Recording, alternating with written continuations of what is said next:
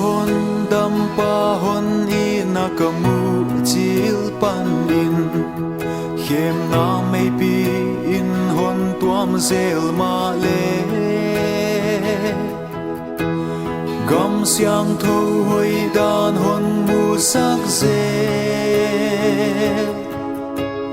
lalle na khopi elo hin na sing lim liam nuai nge ya ka kha kholta si na khopi kong khak pel vua lo in gam siang tho hoi dan hon mu sak zel lal Immanuel nghe ya nang maahan na nei mi te zo nun din na noa mu alung sungwa zayon nai na lam lianom mi te in kana guam tu atot tui khu kom namun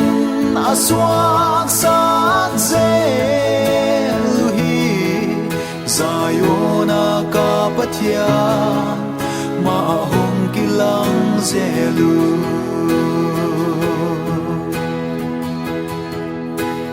thik thu nei thil hi thei na te khem peu nuai sia in vang na thu pi kalal Chris ang sunga gam siang tho hoi dan hon mu sak zel eya dia bol sa nang maahan na nei mi te zo nun din na noa mu alung sungwa zayon nai na lam lianom mi te in kana guam tu atot tui khu kom namun aswak sak zel hi zayona kapatia ma hong kilang zelu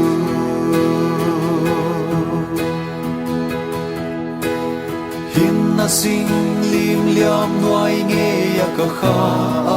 kholta si na khopi kong khak pel vua lo in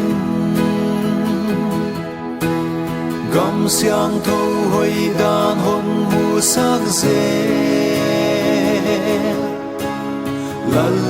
Immanuel nge ya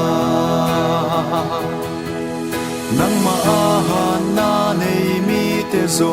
nun din na noa mu alung sungwa zayon nai na lam lianom mi te in kana guam tu atot tui khu kom namun aswak sak zel hi zayona kapatia ma hong kilang zelu nang maahan na nei mi te zo nun nin na noa mu alung sungwa zayon nai na lam lianom mi te in kana guam tu atot tui khu kom namun aswak sak zel hi zayona kapatia ma hong kilang zelu